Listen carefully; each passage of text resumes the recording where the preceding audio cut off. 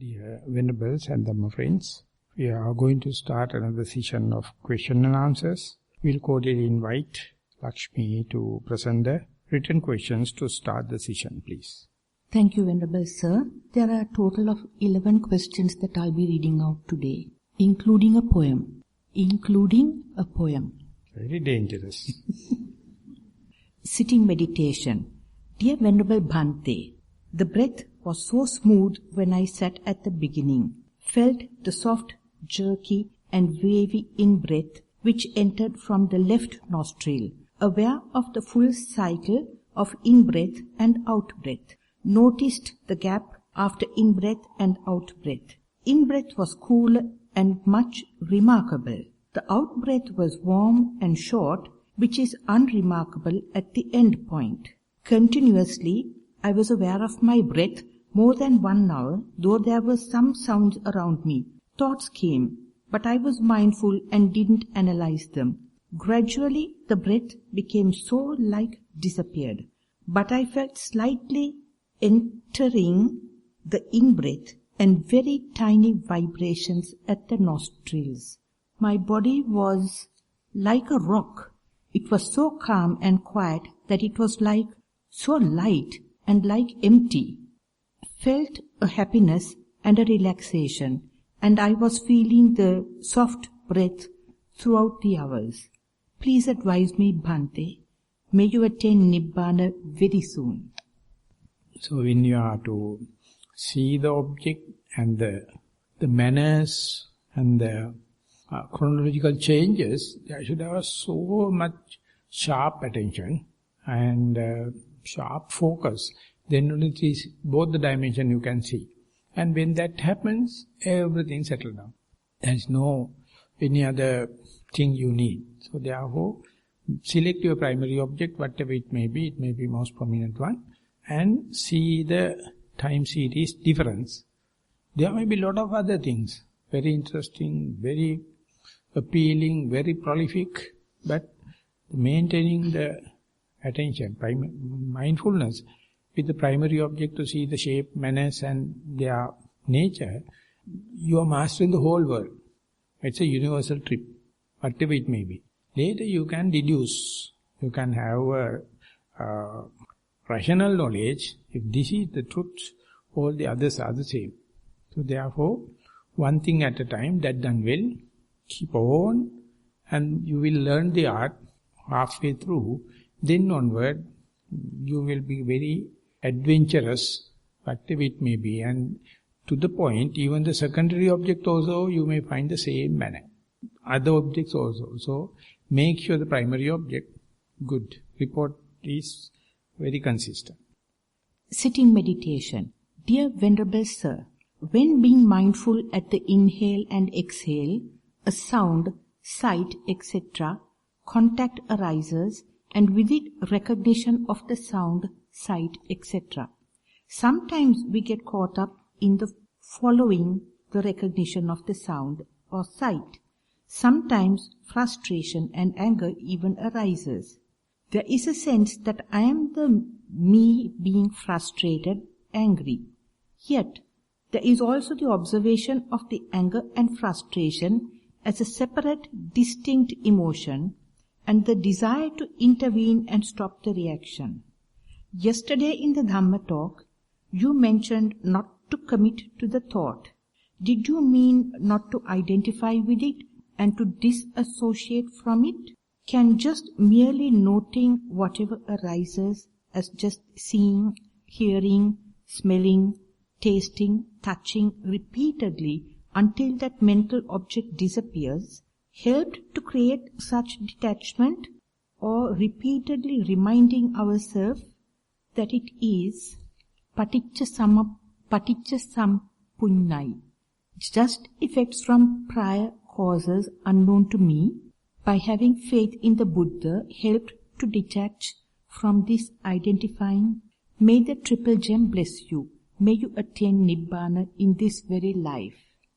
So as far I am repeating the same thing, as far as you are maintaining and advancing and plunging with the primary object, don't worry about the secondary object. Noting is utterly unwanted, utterly asked for. unless otherwise distractions come and completely cross your path. So therefore don't worry about that. And of course later, when your consistency comes, you may understand it's a thought or a pain or a sound. That's okay. But noting means asking for troubles. You have to note. If it's come and completely destroy your primary object, then you have to note. So therefore very difficult to communicate, very difficult to give the instructions, because there are 1,001 ways you can misunderstand. So therefore this is the only way, trial and error. Please keep on doing till that you give the priority to the primary object, till you develop the sustainable mindfulness, and later the effect of or inflicting nature of the secondary objects will be disappear. But till that, don't get hooked up with, don't get committed with the secondary object, unless otherwise they come and disturb you. So therefore, not necessary to note secondary objects, unless otherwise they are disturbing. If it is disturbing, just keep on noting very gross till the end of it, and again you may come back to the primary object and see the behavior of the secondary object.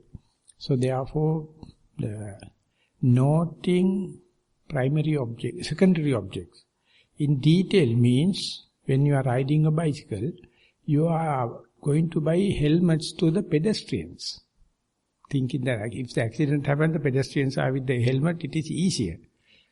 So mind your own business, have your helmet and go. Don't buy helmets to the passengers or pedestrians right round. You just drive. It's a very general comment to say, don't ask troubles till they come in and trouble you. Just go with the primary object. Dear Most Venerable Bhante, Theruvan Saranai, sitting meditation experience.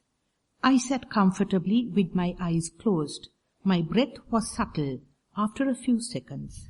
Mind was very calm. No pain in the body.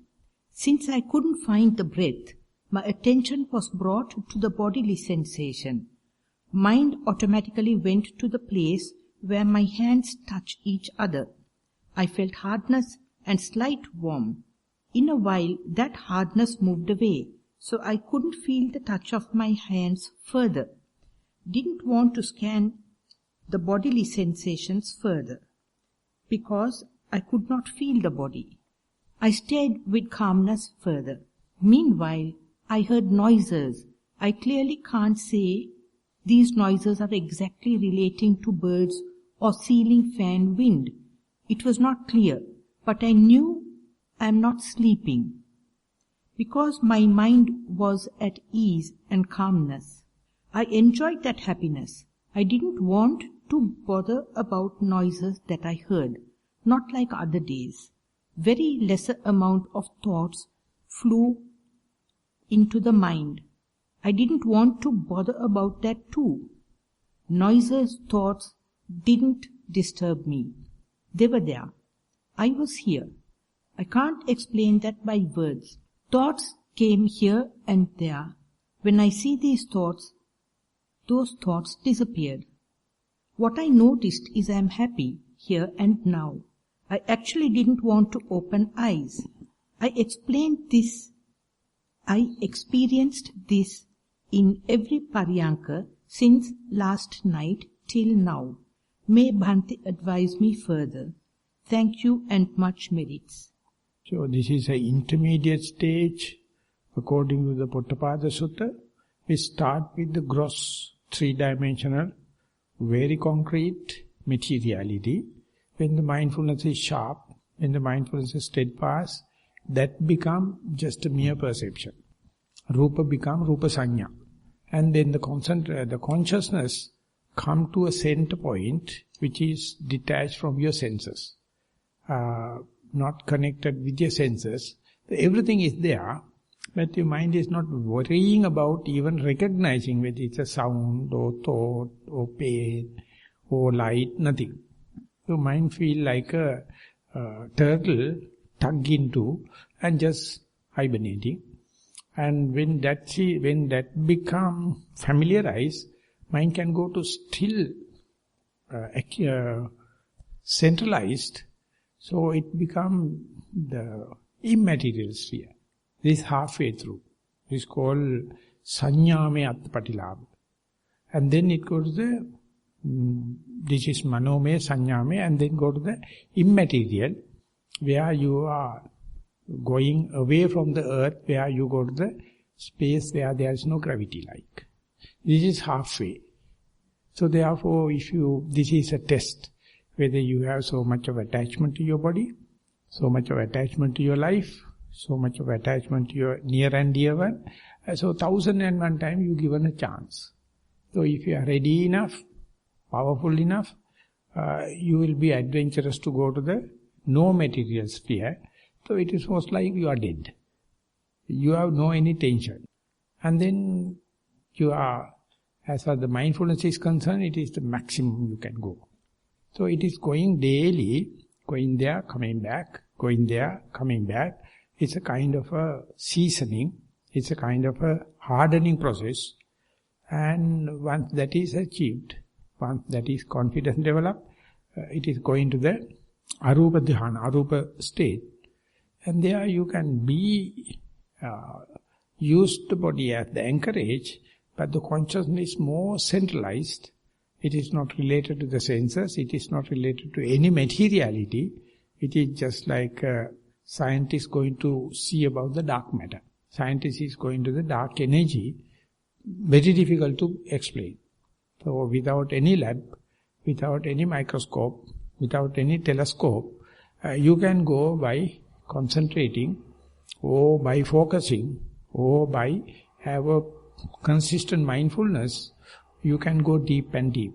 So it is always go for and come back. Going and coming, just like walking meditation. Go to the very deep place, again come to the cross, again deep place, again come to the cross. Ultimately, so much so, the gross state and the no matter space must appear equal. It's so shuttering up and down. So till that you have to train. This is halfway through. You are experiencing the life without sensory impingements, sensory bombardments. And this is in Pali, I coined the term anindriya baddha viññāna. But many found fault with me because I am going to introduce unwanted terminology. So this is state I refer. Good. Sitting meditation. Venerable Swamin Vahansa, being a beginner and also having a consistent lower back pain, I have always found sitting meditation to be uncomfortable and less naturally easy than walking. During the past few days of the retreat, I was constantly fidgeting and trying to find a durable posture that I could sustain for more than 10 minutes. Today morning, for the first time, I tried imitating the position of the Buddha statue in the hall and was immediately struck by the pyramid-like balance it gave to sitting. It was much easier to remain upright with less back pain. During the sitting, I found myself focusing on and admiring the balance of the posture, the equilibrium and distribution of weight in the body. After a while, the lower half of the body seemed to become so immobile, it almost felt detached or disconnected, as if the living, breathing upper half was sitting on a feelingless base, like a stone pedestal. Momentarily, I almost felt like a person born with no lower limbs. But the upper torso was very balanced, which made noting the movement of air very clear.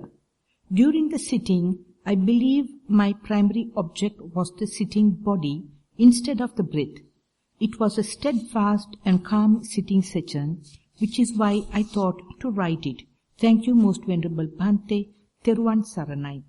This is the only point where you are develop loving kindness to your body.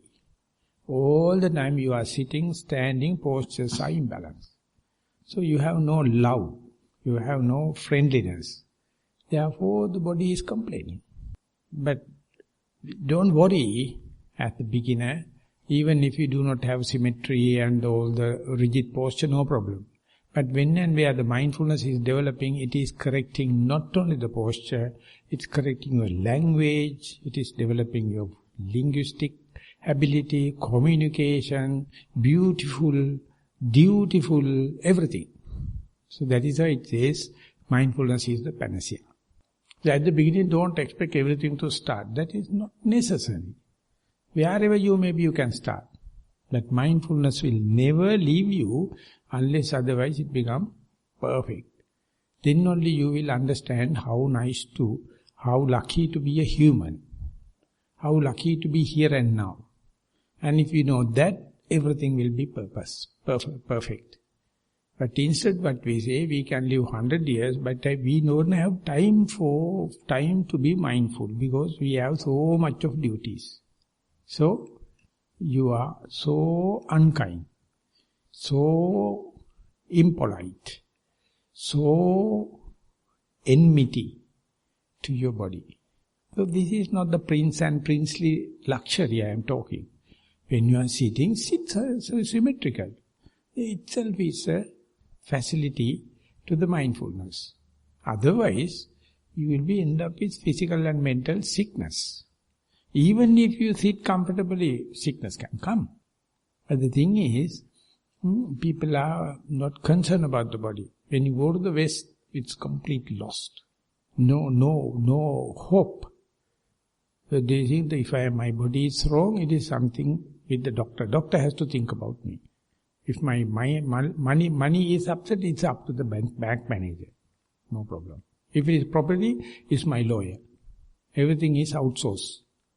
So you are just a robo. So therefore the Buddha says, Kayena cheva parama satchan satchikaroti. Even the realization happened through your body also. So therefore always keep the body very clean. Always keep the body symmetrical.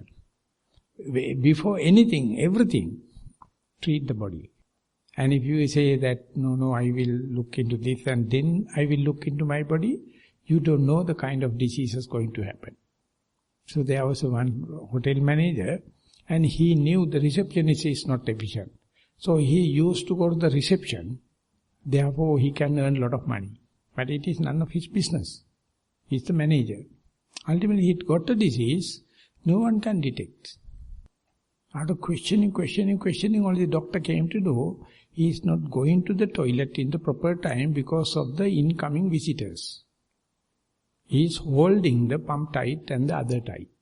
So ultimately, indiagnosable disease. He don't know. It is none of his business. He is assisting the reception. But he is postponing his first and the second message. Civilized society is utterly sick. You can see birds while flying. They are the more light beings. Their rectum is very short. They can't maintain it because it's heavy. So on the way, they do the first and the second job. So no toilets, European type or Indian type, no toilet papers, nothing. So this is the way we were. Now when we civilized, I don't know what kind of a huniyama, what kind of a thing we are, being civilized, going to the town, going to the capital city, going to the Rajadhani, utterly torturing. Standing on ceremonies. And you have no chance to go to the toilet. So likewise, take care about the body. So I see when Jnanarama, I see the Panditas have to always each and every posture is exemplified. He is sitting. Lying down, is perfectly lying down. Everything he is doing, no rush. So he always look at just like looking at an elephant. Every posture is beautiful. So likewise, how many years will you take to be a yogi, to understand your bodily symmetry? So important. So therefore, good that this kind of essays, once in a way we can listen, you become friendly with your body. You become soft with your body, take care about the body, And otherwise, imagine you are torturing. Self-torturing, and ultimately you will end up with this and that disease. So therefore, be mindful each and every posture and be happy, be contented with the present moment. Sitting meditation on the breath. Most Venerable Bhante, when seated and conditioned myself to be, I am here now, and memorized that I am not standing, walking or sleeping to ensure that I am very much alive. While I was observing in-breath and out-breath, I noticed that only the right nostril is functioning to its full capacity, and left nostril is somewhat lethargic in action. When I further analyzed, I figured out a hypothetical ratio of 80 to 20 of functionality of the nostrils, meaning that right nostril is taking a heavy amount of 80% of the workload of in-breath and out-breath, while left nostril is only contributing 20% of the task. My inquisitiveness leads me to block the right nostril with a finger and blow the left nostril hard. Now it started to work other way around. Left nostril is contributing 80% or more of the in and out breath, and right nostril is supporting only 20% or less to the process. During this observation, my mind stayed still, and the episode went on for about 15 minutes with zero disturbances from outside forces. Could this be a psychological phenomena or some breathing disorder? Dear Bhante, just thought of reporting this experience to you for your valuable comments. Theruvan Saranai. Also in the Hindu literature it says, the left nostril is connected to the moon, right nostril is connected to the sun. If you are breathing with the right nostril, your heat in the body will be increased. If you are breathing with the left nostril, the heat will be disappear, cooling. So when the Buddha is lying down, you are always lying down on the right side. So the right nostril will be blocked and the left nostril will be working. It is related to sun, moon. So you cool down. Heart getting cooler. And Sri Lankan one doctor, a monk, wrote a book. He says, by 2 hours time, this changing happens. From 6 to 8, 8 to 10, 10 to 12. Likewise, this breathing pattern changes. And the Hindu books it says, the opening of the nose, it is in the rhombus shape. 4 corners indicate the outgoing air, brushing which corner indicate it is related to which dhatu. If it's Patavi dhatu, Tejo dhatu, Vayu dhatu, Apo dhatu, that each and every breath is titillating one particular dhatu. It depends on where it is touching. So much of information. But we, being human beings, for 100 years, they say 13 million breaths. So sometimes we are dying even noticing, without noticing single breath. Because so much of duties. We have no time to look at the breath. And by looking at the breath, you don't get fame, gain, money, nothing. So therefore, just whiling away the time. If you are going into the breath, it's such a thing, it is called pranayama, and exactly the same word, anapana. Pana is the life. Anapana means you are utterly with your life. Whenever you are not with mindfulness with the breath, that means you are eccentric. Of course, in walking we are using the left leg and the right leg. And everywhere, if you are with your breath, if you are with mindfulness, you have loving kindness. You have compassion. You have sympathy to yourself. Otherwise you are mercenaries, killers. So whenever you mistreat yourself, definitely you will mistreat others. The day you sympathize yourself, definitely you will sympathize other people. So therefore take the body at the pivotal point as the reference point, treat it as good as possible, so the body will give the support. Don't ask Kataragama Deyo or Maitri Buddha for that. This common sense. Keep it clean, keep it in work, and also is alert, try to be mindful. Then this kind of so much of things, so to say, there is no space to develop a theory. So quickly changing. Whenever it is you develop a theory, you hooked up with permanent notion. It's changing, giving rise to another thing. Look at it. So there you will see, I am living. In Pali it is called Chana Sampatti. Sampatti means you are utterly here and now. When Lokuramanya used to say, Dullabha Khana Sampatti, this is a very rare opportunity to be here. Tatta Viveko Vipatti. If you are not be in the present moment and thinking about the past and the future and other people and other places, it's a devastation. Vipatti.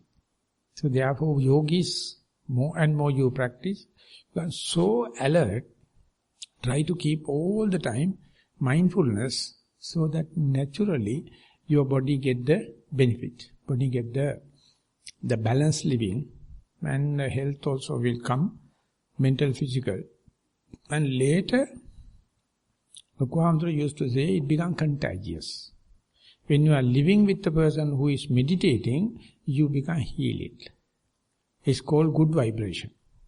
So therefore, each and every thought moment you are meditating, you are healing the whole world. You are cooling down the whole earth. You are purifying the whole these pollutions. Not only you. Don't consider it as a private business. It's an international business, cosmic business. Breathing, keep in the body, and be aware how much the patterns are changing. But don't try to, just like Hinduism, try to put theories into that. That means you get blocked and to get permanent notion. But don't fail to see all the facets, all the manners possible.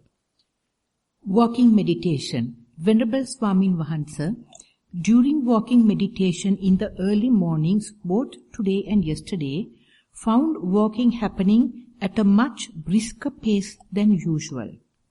I normally walk slowly, noting the feelings and sensations in each part of the 2 feet separately.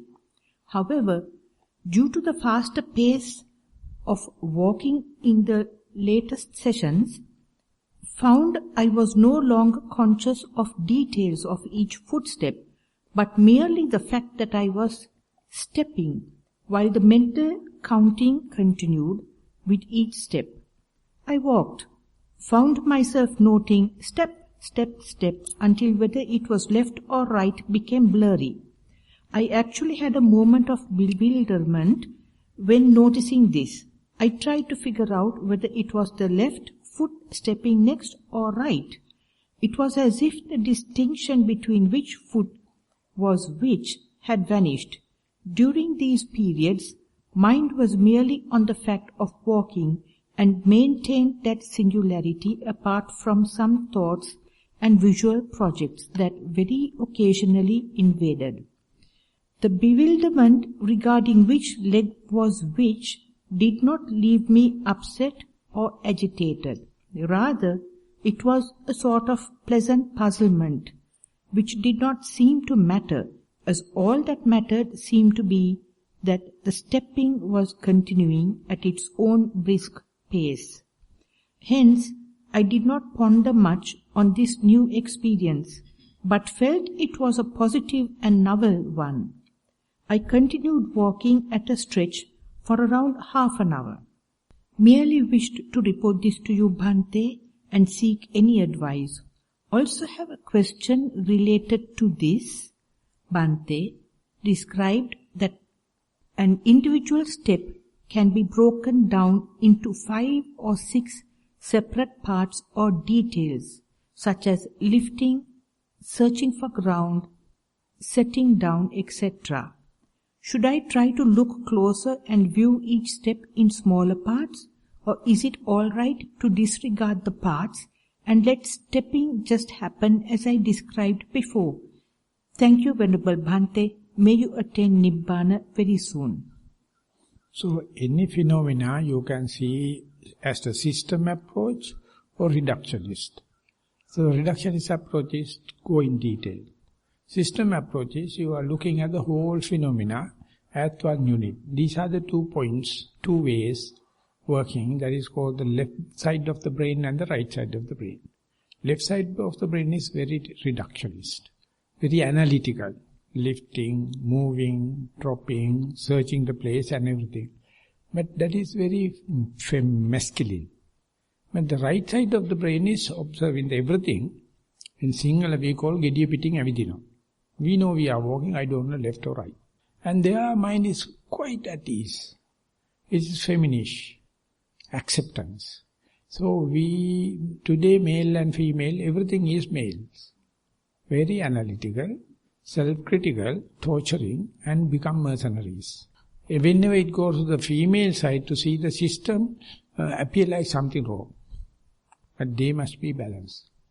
So therefore when you are in the system approach, consider, so everything happening automatically, that's called Taoism. You are not, no any effort, don't put fingers, don't try to interfere, let it happen. Whenever it has become reductionism and see lifting, moving, dropping, all the, understand that is another mode. And see, that is to gain the mindfulness and the concentration. Once gain, you see the system. So system is not the bird's eye view. Detailed one is the scientific and demanding so much of energy. But we don't know when to support, when to facilitate these kind of things. So therefore when the system approach happens, you try to put reductionist techniques. When the reductionism happens, you try to put the system techniques. So you are pouring petrol into the diesel engine. So then, if you are putting the diesel into the petrol engine, decarbonizing of the machine. Because you have to read which one is which. So likewise, this is the 2 facets. So let the mindfulness to take the helm, run into either way, with effort or without effort, detail or system approach. Accept the both, but if you do not recognize it, you will give the wrong instructions, you will give the wrong effort, just like putting petrol into the diesel engine. So therefore, be very kind, read the situation, you must have enough theory understanding, you must have enough trial and error and mistakes, and then only one day you will understand how to facilitate the evolving mind. It's not so easy. But we are advancing, we are on the way. So therefore, have a happy journey, be prepared for anything happen, but don't be smart. Don't try to accelerate it, then you will mess up the situation. You have to read what is happening and facilitate accordingly. Walking meditation. Dear Venerable Bhante, report on walking meditation. I find it easier to move to mindfulness if I take a few steps closed eyes initially.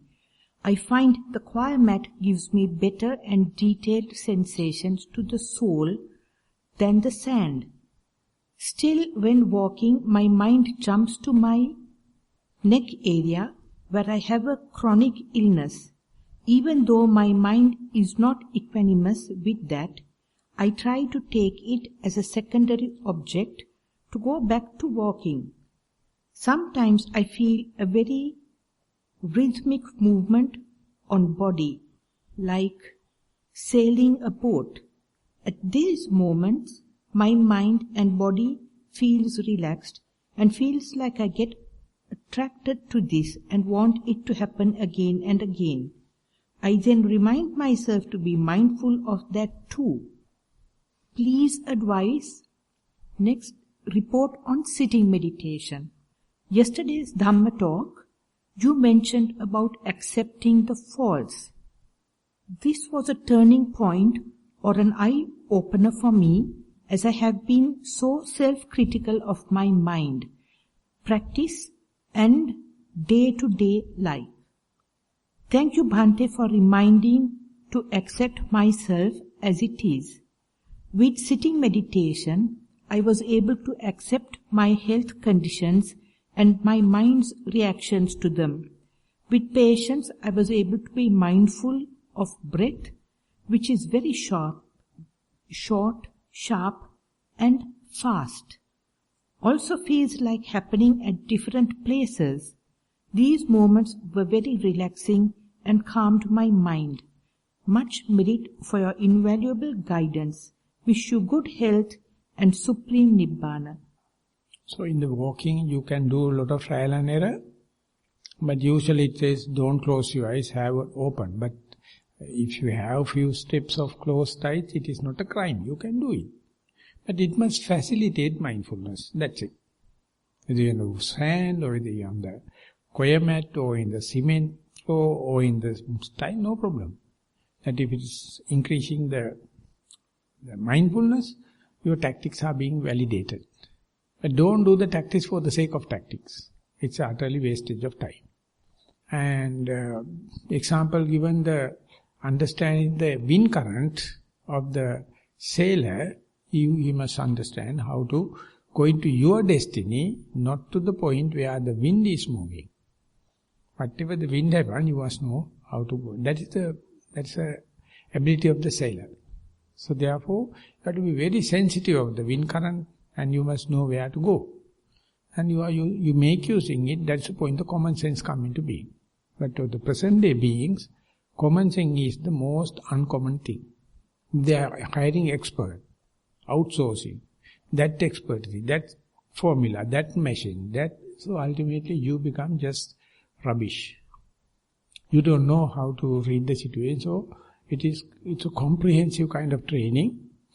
Behave like a beginner, and in the self-sympathizing, you are getting a fresh, I use the simple term, rejuvenation. If you are meditating, daily you become young. Rejuvenated, you never grumble. So you never demand anything. You never refuse something. Anything happen, valid. So they are not necessary to talk much. Anything comes, that's my faith, I will try. Don't demand, I must have this and that. And don't refuse something on your way. Accept it and go.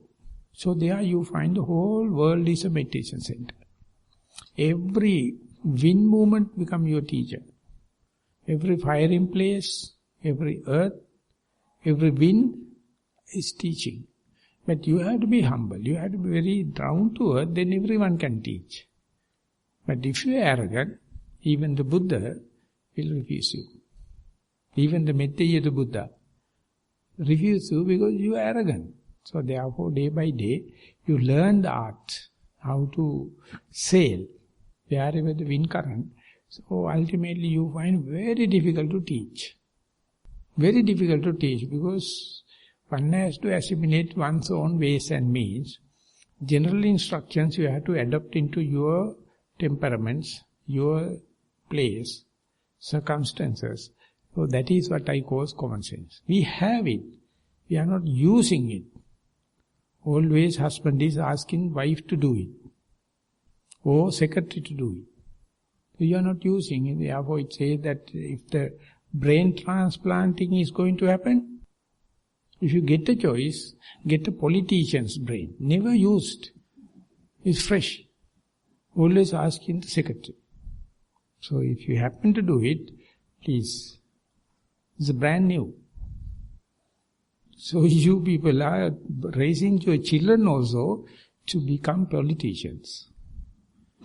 They don't know how to use, they don't know how to adapt into that. So that is what you call you are rich. I feel so sorry, it's sarcastic.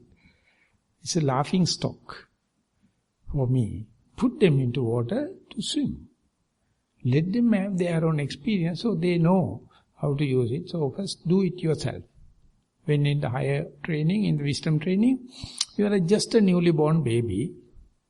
Just read what is happening and listen to your body knowledge, advance. Okay, we'll go to the next. Dhamma question. Venerable Swamin Vahansa, can you kindly re-explain what you stated in a Dhamma sermon a few days back, about there being 5 grey areas which we tend to think of in black and white extremes. I think you mentioned corporeality, perception, volition, etc. But I didn't quite catch what exactly Bhante meant. Is emptiness a grey area too? Because Bhante mentioned some seem to love it while others hate it. But in this respect, everything in this world technically is grey. Please be so compassionate as to re-clarify. Much merit to you, Venerable Bhante. So definitely we will be giving you a CD with the recording, so you can listen to that. And if I can remember, the Buddha mentioned Rupa, Vedana, Sanya, Sankhara, Vijnana. These are the 5 places where you can apply this theory and do. There may be multifarious ways, but this is the most common place where the Rupa is in concise form. Arupa is Vedana, Sanya, Sankhara, Vijnana. But when the Buddha is teaching the Dhatu Vibhanga Sutta and to the Venerable Rahula, it says Patavi Apo Tejo Vayo Akasa Vijnana. 6 places. Rupa is in the detail. All the Arupa is one single term, Vijnana, and therefore it is 6 appear. So whatever it may be, according to my memory, I mentioned about Rupa, Vedana, Sanya, Sankhara, Vijnana. Another Dhamma question. What is the middle ground between everything is predestined and everything is ad hoc that Venerable Bhante mentioned? I am not sure if this is to be included in the Dhamma sermons later, but if not, would kindly like this explained. Thank you, Venerable Bhante. May you attain Nibbana in this life. Yeah, the present moment is the middle ground. You are ready to accept the predestined thing or ready to accept everything ad hoc. But the present moment is decided. It is according to the already occurred thing. You have to use the common sense to do the best according to the present moment. So present moment awareness, or impromptu awareness, or improvisation, or Boy Scout or Girl Guide, or be ready for anything. This is the middle ground. It's a lifelong experiment. The next question is on Sila, and it will be immediately followed by a poem. Venerable Bhante, my inherent nature is to be a creative writer, maybe from past lives. I studied creative writing and am now by profession an author. Hence, my work forces me to dwell on the past and cater to arousing raga, dvesha, moha in both others and myself. I am also still in my 20s, so still trying to figure out my career. I have 2 questions. Does this conflict with Ajiva Ashtamaka Silaya? 2. It feels in conflict with the Dhamma way of life, but it is my calling and how I earn my living. I must also mention that it is not something that I strive to do, but instead comes to me of its own accord. Please advise with compassion, Bhante. Thank you and may you attain Nibbana. So this understanding that I am earning with the poetic writing and creative writing of the past and future, is it a good thing or bad thing? That's my question. Understanding that I am doing this, I was doing, now I know it. That very knowledge about my way of life, my aesthetic and creative writing, that I know it is not the perfect thing. That understanding very imperfections, is it a good thing or bad thing? That decides the answer of the question. So I have to consult the person who has written. You understand the question? Yes, Swaminathan. According to the question, I believe it's a good thing that I have come to the understanding that I am arousing ragadvesha moha by what I write. So therefore we now have an opening ground for the discussion. You are always poking fingers to the other psychologists. You are a criminal. Mind your own business. So if you are disturbing others, don't expect others to not to disturb you. So yeah, therefore it says, and the other thing is, whatever the profession you are doing, it is imperfect. The Buddha has found the rearing cows and the farming. They are considered as fair livelihood, but today they are also criminals. You know how the cows are being tortured and given the chemicals and farming with the the agrochemicals. So therefore there is nothing. So Pandita Sayadaw used to say, I can do only two jobs. One thing is directly in the battlefield, or try to be a Vipassana yogi. But these are the only job facing the life. But in the battlefield you have to kill someone, therefore I selected not to be a soldier but to be a monk meditating. Vipassana. So how we earn our livelihood? Go and beg. So you feel like it is a very poor, it's unbecoming. Of course during the retreat you have no other way. So there you can, otherwise if you go and beg in Singapore, in Russia or in America, directly jailed. They are making the God-created world full of luxuries. There cannot be beggars in the world God created. So their bloody constitution is telling begging is wrong. So Buddha is utterly wrong. So therefore understanding. When I was young, 26 years, I confess, I told Venerable Dhammika, this is myself. I am utterly with self-indulgence. So no problem. You know it. And then ultimately it disappears. So therefore that very knowledge, the appreciation that I know what I am doing, don't try to be self-critical, self-sympathetic. So I came, now earlier I do not know, I consider as a skill, now I know, it is unavoidable devil. Do it again and again, through the way of life, through the livelihood, you will go for the least frictional path. You will go to the comfort zone day by day. So you will assimilate. Main thing is accepting. Now I know my disease, diagnosis. But don't hate that very diagnosis. It is the way the mindfulness is showing the mirror, so you can see your image. Or your teacher may be a mirror, co-meditators will be a mirror, or your mindfulness can be a mirror. All the three things you have to earn. And whatever appearing in the mirror, you have to consider this is myself. So continue the same kind of bloody fool writing, no problem. And day by day you see each word you are writing, each letter you are writing, you are answerable. You are morally responsible. And present day, so much of novels, so much of teledrama, so much of papers. Only thing is no one to see them. Newspapers and everything happen. So they don't know. They think everything is being used. And imagine in Sri Lanka, in a Poya day, how many Buddha images are being printed? What happened the next day to that images? And in America and in other countries, how many naked women are published in the paper? What happened the next day? We are answerable. In the Poya, in the Vesak Poya, how many Vesak cards we are printing with the Buddha image? And next day what happens? One person, he is a Hindu, he is a Muslim. His livelihood was making the incense sticks. He was a poor fellow. One day he went to a lunch.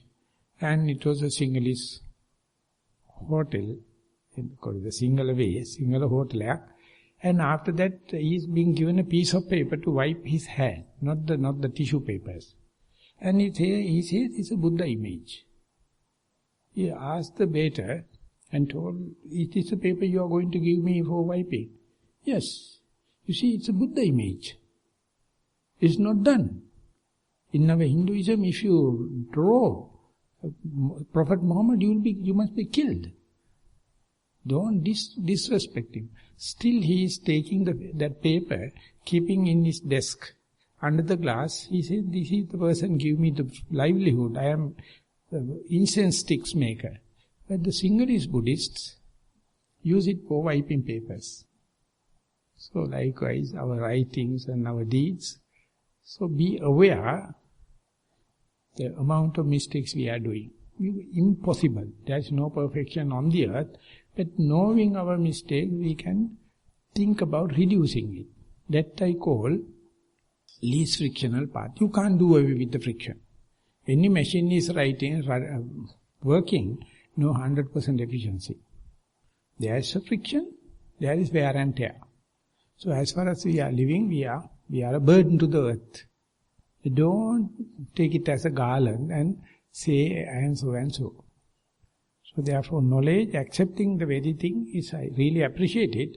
Observe it, share with us. Once observed how it works with you.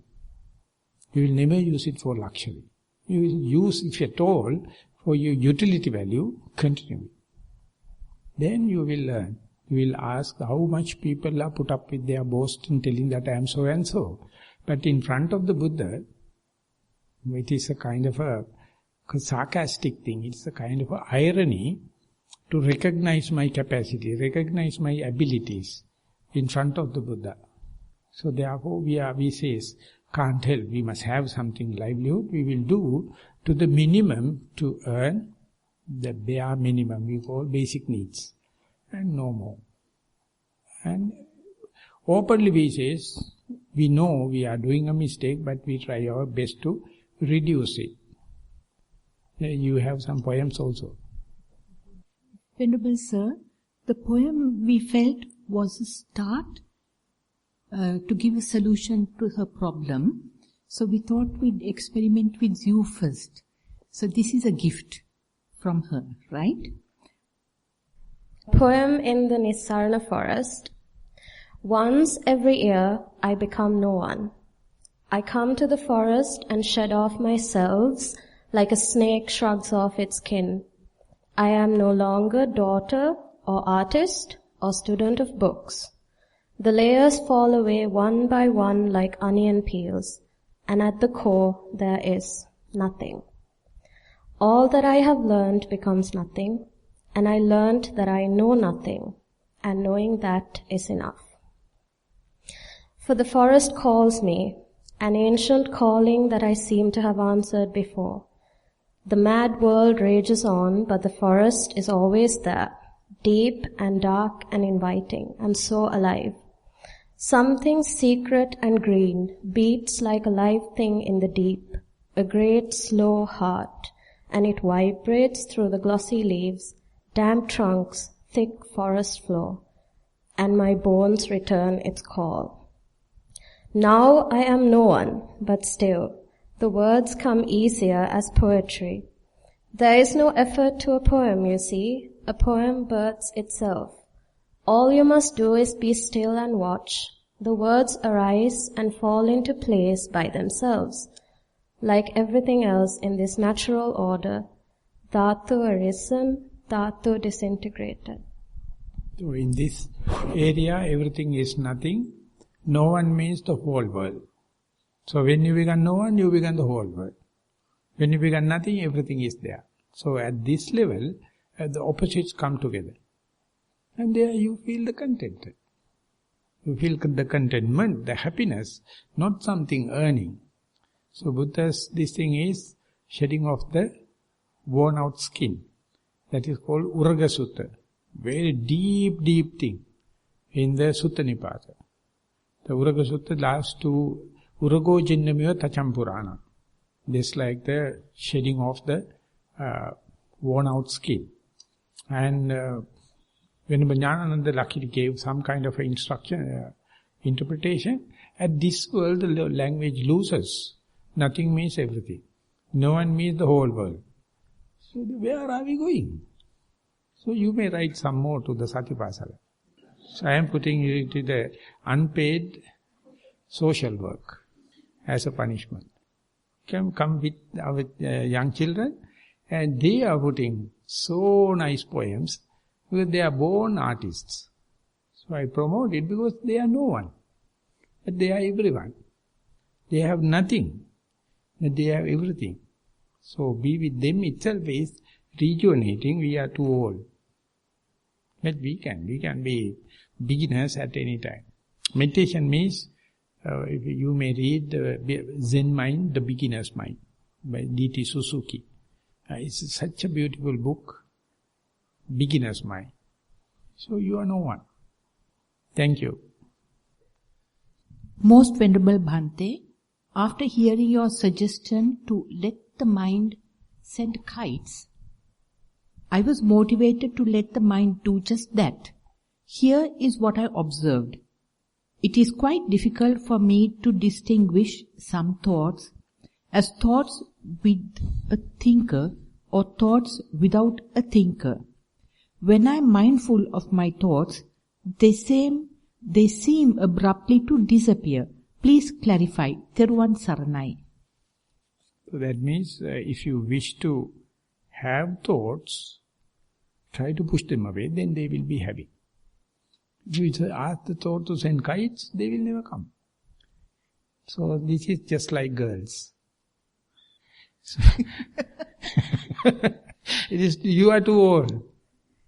If you are going to push them away, they will come back. If you are going to love them, they will demand this and that. So I knew it at on the spot, that is I am a bachelor. So thoughts are the same. So you people are utter fools. When the thought happens, you push away so that it will come again and again. When it happens, it is okay, no problem, come in. They will not come. It is such a simple theory. Even the wealth, anything, don't try to push away.